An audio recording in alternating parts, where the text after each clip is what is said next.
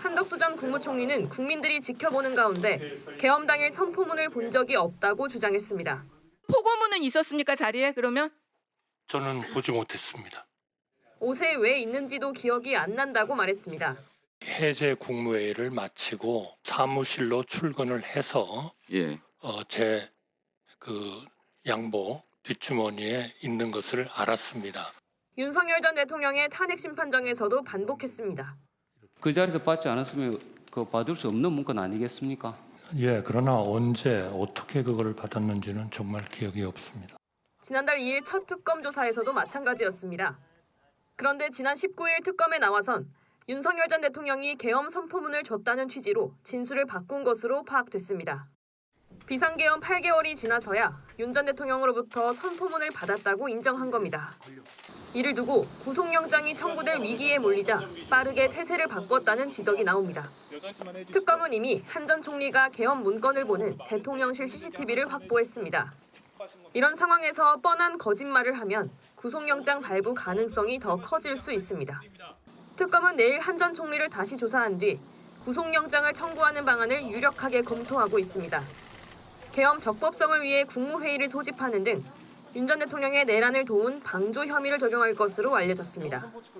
방조범은 주범의 절반 정도 처벌을 받는데 윤 전 대통령에게 적용된 내란 우두머리 혐의의 법정형은 무기징역 이상입니다. JTBC 조혜연입니다. 12.3 비상계엄 사태를 수사하는 공수처가 문상호 정보사령관의 구속영장을 청구했습니다. 열흘 전 국회에 나온 문 사령관은 구속된 노상원 전 정보사령관을 모른다고 밝혔습니다. 서로 미끄러운 이야기 하지 말고 바로 합시다. 노상원 알아요, 몰라요? 잘 모릅니다. 예비역 소장 육사 41기 노상원 모른다고? 소령 때 1년 딱 근무한 적이 있습니다. 하지만 계엄을 사전에 모의했다는 의혹이 불거진 지난 1일 경기도 안산 노 전 사령관 집 근처 롯데리아 회동에는 문 사령관도 참석했습니다. 이 자리에서 전현직 정보사령관이 정보사 소속 대령들에게 계엄날 선관위 서버를 확보하라고 지시했다는 겁니다. 김용현 장관 소개해준 사람이 노상원이죠? 그렇지 않습니다. 그래서 김용현하고 매우 잘 알죠? 전혀 제가 장관님이랑 처음 이번 정보사령관 유임될 거라는 확신을 노상원과 김용현을 통해서 알았죠? 처음 듣는 얘기입니다. 내가 다 알고 있으니까 처음 듣는 얘기 계속 이야기하세요. 문 사령관은 최근 공조수사본부 조사에서 김용현 전 국방부 장관으로부터 노상원의 지시가 내 지시라는 명령을 받아 노 전 사령관이 시키는 대로 각종 임무를 수행했다고 진술한 것으로 전해졌습니다. 문 사령관은 중앙선거관리위원회에 병력 투입을 지시한 혐의도 받고 있는데요. 당시 정보사 병력이 계엄 선포 2분 뒤 선관위에 도착해 전산 시스템을 촬영한 사실이 드러나면서 문 사령관이 사전에 계엄을 알았을 가능성이 제기됩니다. 또 정보사령부 산하 북파 공작부대를 국회의원 긴급 체포조로 투입했다는 의혹도 받고 있습니다. 비상계엄을 67시간 앞둔 지난해 12월 3일 오후 경기도 안산의 롯데리아에 전직 정보사령관 노상원 씨가 들어섭니다. 이어 노 씨의 부름을 받은 전직 대령과 현직 준장들이 차례로 도착합니다. 그리고 노 씨가 내민 계엄 계획이 담긴 문건을 정신없이 받아 적습니다. CCTV에 찍힌 롯데리아 내란 모의 장면입니다. 노 씨가 이렇게 내란 모의에 속도를 낸 건 계엄 준비 상황을 정확하게 알고 있었기 때문입니다.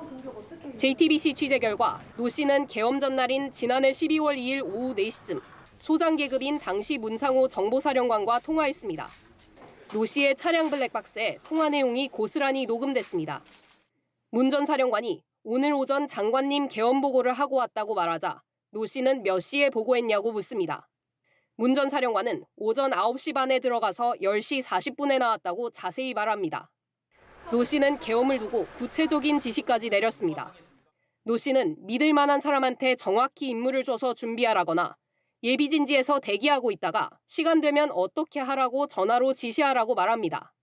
내가 시간도 정해줬고 3명으로 3, 4교대 정도면 된다며 인원 배치까지 설명합니다.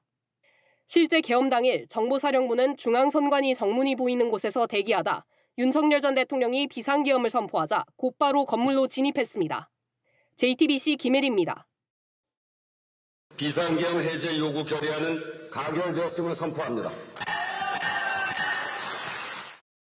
지난해 12월 4일 새벽 1시 3분 비상계엄 해제가 의결된 바로 그 시각 국회 운동장엔 헬기 3대가 차례로 착륙합니다. 무장한 계엄군들이 내려 국회 본청 쪽으로 이동합니다. 새벽 1시 14분 헬기 3대가 또 날아옵니다. 역시 군인들이 내리고 대기하고 있던 병력과 결합합니다. 그동안은 3일 밤 11시 50분쯤 헬기가 처음 투입된 영상만 공개가 됐었는데 새로운 CCTV 영상으로 계엄 해제 의결 뒤 추가 병력 투입이 확인된 겁니다. 윤석열 전 대통령의 주장과는 배치되는 모습입니다.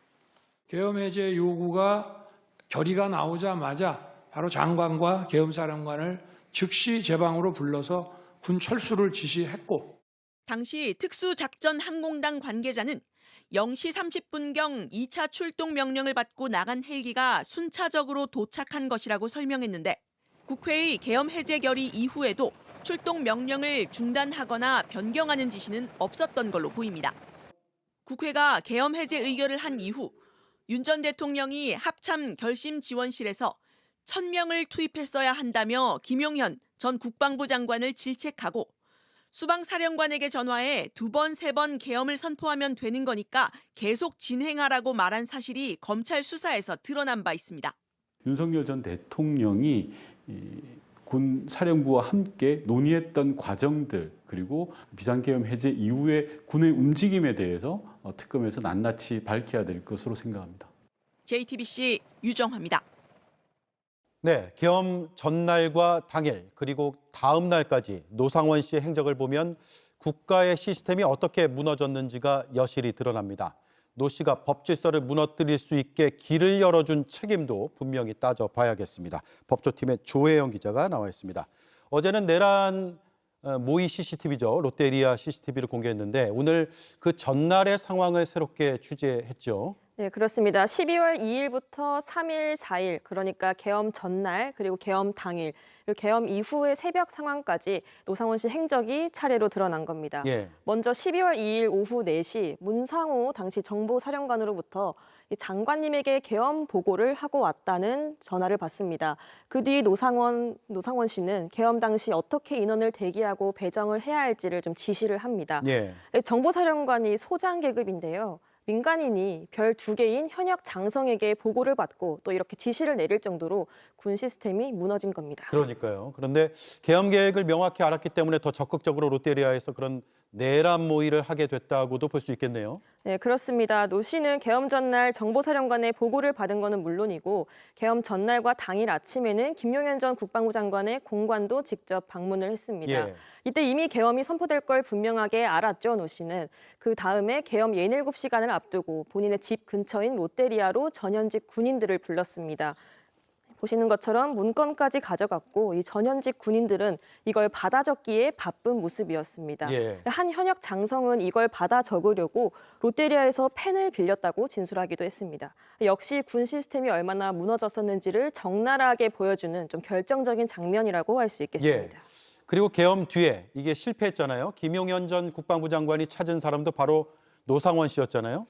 네, 그렇습니다. 국회가 계엄 해제를 의결한 지난해 12월 4일 새벽에 김용현 전 장관이 상원아 이제 어떻게 하느냐며 전화를 했다는 걸 본 이제 목격자 진술이 있습니다. 예. 김철진 전 군사보좌관이었죠. 이 전화를 받은 다음에 이 노 씨는 윤 전 대통령의 기자회견이나 또 국민의힘 탄핵 이탈표를 방지한다. 또 셋째로는 김용현을 사면한다. 이런 것과 같은 3단계 시나리오를 구상했다고 합니다. 김 전 장관에게 전달하지는 않았다고 하지만 결과적으로 기자회견이나 또 지지층 이탈 방지를 위한 여론전은 일부 진행이 되기도 했습니다. 또 무엇보다 민간인인 노 씨가 머릿속으로 이런 구상을 했다는 것 자체에 좀 주목할 필요가 있습니다. 예, 노 씨가 자기 마음대로 다 할 수는 없었을 것이고 군 시스템을 무너뜨리고 헌법 질서를 파괴할 수 있게 길을 열어준 책임, 이거 반드시 따져야겠죠. 그렇습니다. 롯데리아 내란 모의 당시 CCTV 속 한 장면을 한번 다시 보시겠습니다.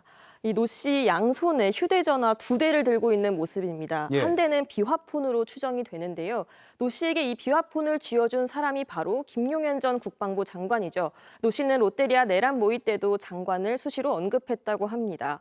역술에 빠진 민간인이자 또 성범죄로 파면된 전직 정보사령관을 비선 계엄사령관처럼 움직이게 한 1차적 책임은 김 전 장관에게 있다는 걸 부인할 수 없습니다. 예. 또 특히 이런 노 씨의 존재를 윤 전 대통령이 알고 있었는지도 반드시 규명이 돼야 합니다. 네, 잘 들었습니다. 조혜연 기자였습니다. 김용현 전 국방부 장관을 수행했던 김철진 군사보좌관은 검찰에 자필 진술서를 제출했습니다. 지난해 12월 4일 비상계엄 해제안이 의결된 직후 윤석열 대통령과 김 전 장관이 나눈 대화를 들었다며 당시 상황을 상세히 진술했습니다. 4일 오전 1시 20분경 윤 대통령은 국회엔 몇 명이나 투입했느냐고 물었고 김 전 장관은 500여 명 정도라고 답변합니다. 그러자 윤 대통령은 거봐 부족하다니까 1000명은 보냈어야지라며 이제 어떻게 할 거냐고 질책했다고 했습니다. 경고성 계엄이라 계엄 해제 의결 즉시 병력 철수를 지시했다는 윤 대통령의 변론과는 배치되는 내용입니다. 계엄 해제 요구가 결의가 나오자마자 바로 장관과 계엄사령관을 즉시 제 방으로 불러서 군 철수를 지시했고 1000명은 보냈어야 한다는 말 역시 300명 미만의 병력이 국회 마당에만 대기했다며 점차 병력 규모를 축소하는 최근 윤 대통령의 주장과는 다릅니다. 280명은 국회 경내에 들어간 인원을 말하는 거고요. 본 회의장 안에, 건물 안에 들어간 사람은 12명밖에 안 돼요. 7079대 묵 깨고, 차묵 깨고. 특전사 요원들이 그 본관 건물 안으로 한 20여 명이 들어가는 사진을 어제 봤거든요. 소화기를 쏘니까 다들 이렇게 나오던데. 김 보좌관은 4일 새벽 당시 김 전 장관이 여러 사람과 통화했다고 됐습니다. 특히 상원아 이제 더 이상 어떻게 하냐라는 음성을 들었는데 다름 아닌 노상원 전 정보사령관과의 통화였다고 했습니다. 김 전 장관이 비상계엄 전부터 노 전 사령관과 상의해온 정황으로 보입니다. 김 보좌관은 또 계엄 전 3개월 동안 두 사람이 통화하는 걸 3번 이상 들었다고도 진술했습니다. JTBC 유정화입니다.